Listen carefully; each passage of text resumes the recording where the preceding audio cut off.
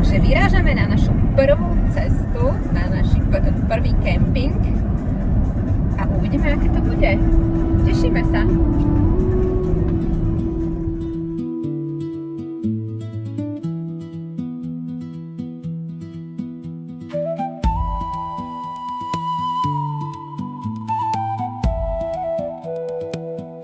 Náš prvý kemping. Mysleli sme si, že to bude krásny romantický kemping a večer si sadneme pri západe slnka, dáme si vínko a bude to taká pohodová noc v stane. Ale vybrali sme si termín, keď v noci teplota bola okolo 6 stupňov, čiže ani náhodou nám nebolo teplo, ani náhodou. Nakoniec sme zakotvili v kempe pri rybníku Olšovec, najväčšom rybníku Moravského krasu. Niečo z histórie vám povieme ohľadom tohto rybníka. Vznikol v 14. storočí kvôli chovu rýb. My sme tam síce ryby nechytali, ale pocitovo sme boli zmrznutí minimálne ako tie v mrazáku.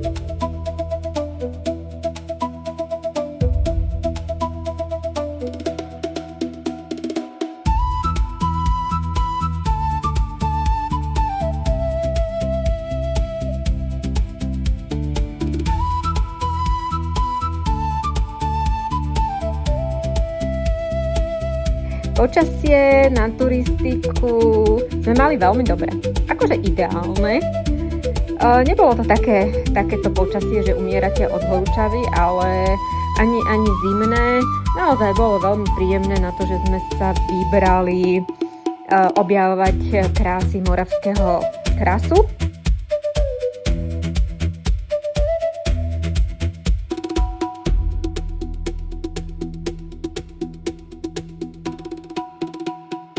Ako prvé sme si vybrali Rudické propadání, jedno z najväčších jaskyných prepadaní v Česku. Voda sa tu stráca pod zemou a znovu vyviera až pri Punkve.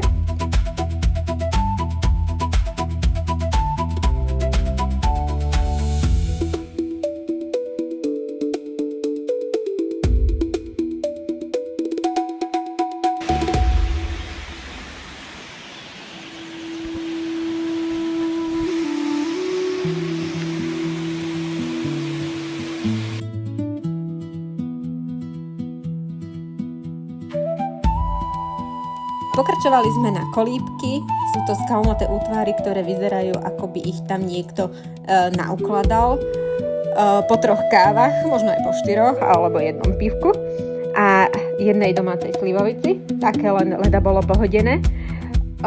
Bolo to naozaj krásne. Myslím, že mladí ľudia, alebo respektíve takí tí nadšenci horolezectva tam chodia trénovať na skaly, lezenie na skalách.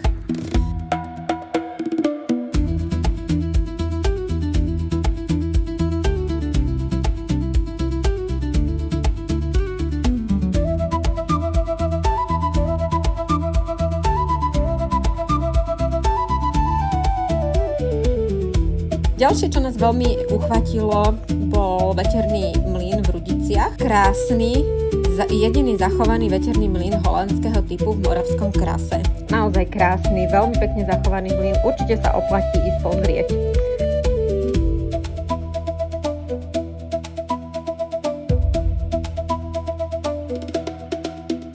Pokračovali sme ďalej do ďalšej vychytávky. Naozaj krásne miesto, exotické.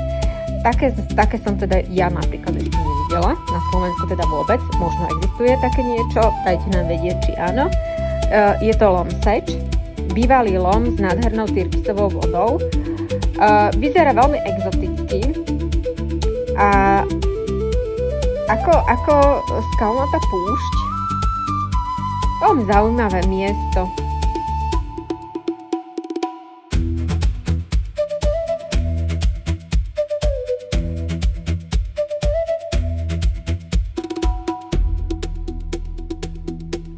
Ráno po tejto chladnej noci nás najviac zachránila káva a slniečko, ktoré naozaj bolo teplúčké.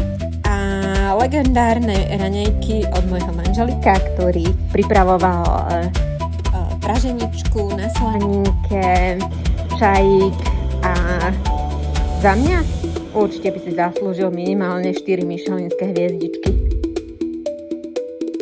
Na druhý deň sme sa presunuli trošku ďalej, hej, a išli sme pozrieť priepasť Macochu, ktorá je hlboká viac ako 138 metrov. Je to tá legendárna priepasť, kde legenda hovorí o nevlastnej macoche, ktorá tam chcela zhodiť svojho nevlastného syna. Moravský krás je naozaj nádherná príroda. Sú tam krásne tiesňavy. No a na záver, čo povedať? Prežili sme tento náš prvý kemping v zdraví, trošku uzimený, trošku unavený, nezmrzli sme a momentálne už plánujeme ďalší výlet, ale teda počkáme si na to lepšie, teplejšie počasie.